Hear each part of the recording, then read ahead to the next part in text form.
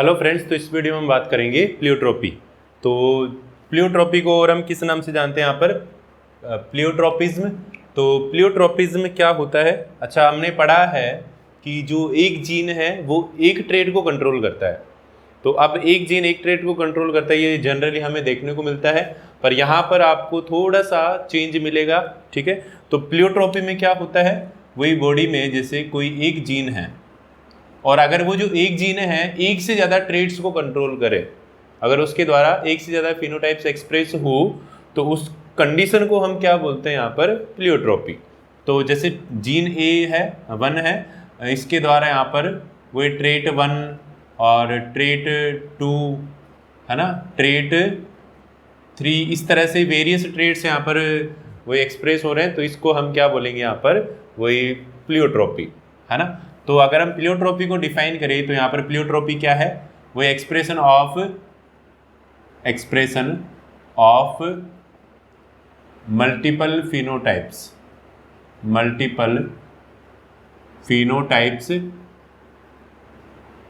या हम बोल सकते हैं ट्रेट्स, मल्टीपल फिनोटाइप्स और traits by a single gene. ठीक है, तो इसको हम क्या बोलेंगे? प्लियोट्रोपी।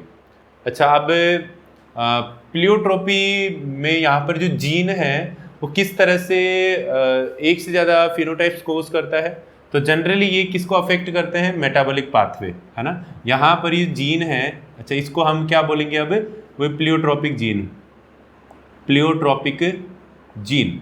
तो ये जो प्लियोट्रोपिक जीन है ये जनरली क्या करते हैं, किसको अफेक्ट करते हैं? यहाँ पर मेटाबॉलिक पाथवे है ना। किसको अफेक्ट करेंगे ये? वही मेटाबॉलिक पाथवे। और मेटाबॉलिक पाथवे को अफेक्ट करके ये क्या कोज करते हैं यहाँ पर? Various phenotypes. क्या कोज करने वाले हैं? Various phenotypes. ठीक है, तो कैसे करते हैं ये हम समझेंगे। तो इसका एग्जाम्पल है अपने पास, जैसे एग्जाम्पल है फिनाइल कीटोनूरिया। एग्जाम्पल क्या है इसमें? फिनाइल कीटोनूरिया ये डिजीज़ है जो कि ह्यूमंस में देखने को मिलती है। ठीक है, तो फिनाइल कीटोनूरिया को हम शॉर्ट में और किस नाम से जानते हैं? PKU है ना। तो होता क्या है यहाँ पर? वही इसमें भी आपको प्लियोट्रोपिज्म में देखने को मिलती है। ठीक है, तो अपने पास जैसे यहाँ पर कोई जीन है ना, वो जो जीन है वो कौन सा है? PH gene. और PH जीन यहाँ पर कौन से क्रोमोसोम पर प्रेजेंट होता है? वही क्रोमोसोम 12। ठीक है, क्रोमोसोम 12 पर प्रेजेंट होता है। ठीक है, कौन सा जीन है? PAH gene. ठीक है, अच्छा ये जो PH जीन है ये अपना काम करता है, कैसे करता है यहाँ पर? इसके द्वारा क्या बनाया जाने वाला है? एंजाइम।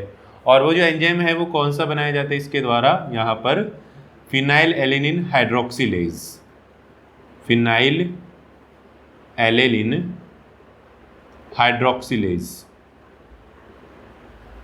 ये एंजाइम इसके द्वारा बनाया जाएगा।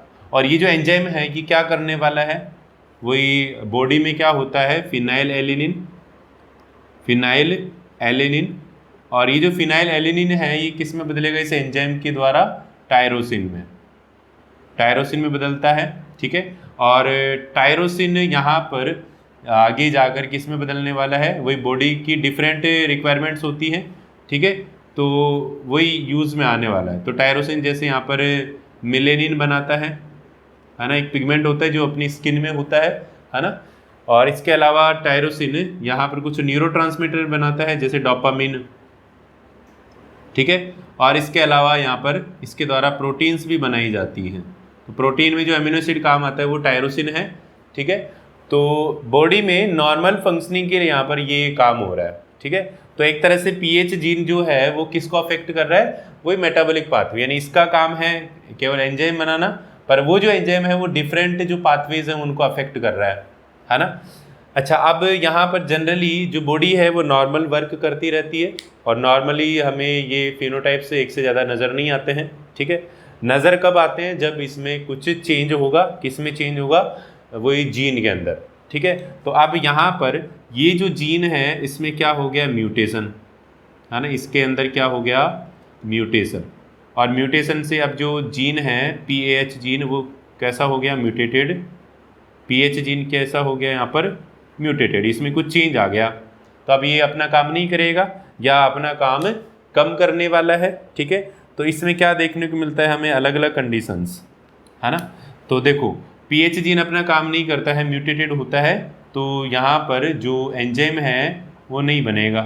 कौन सा एंजाइम नहीं बनने वाला है, फिनाइल एलेनिन हाइड्रोक्सिलेज, ये एंजाइम नहीं बनेगा, ठीक है। और एंजाइम अगर नहीं बनता है तो उससे हमें क्या देखने को मिलता है, ये जो फिनाइल एलेनिन है ये बॉडी में एक्यूमुलेट होगा, फिनाइल एलेनिन, ये किस में बदलने वाला है यहाँ पर, वही जैसे फिनाइल पायरुविक एसिड, फिनाइल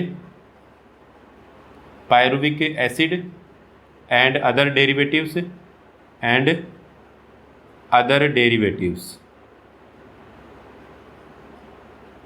ठीक है। तो अदर डेरिवेटिव्स में ये बदलेगा, और ये जो फिनाइल एलेनिन है और जो फिनाइल पायरुविक के साथ अदर डेरिवेटिव्स है ये बॉडी में एक्यूमुलेट होते हैं, इनका क्या होता है, एक्यूमुलेशन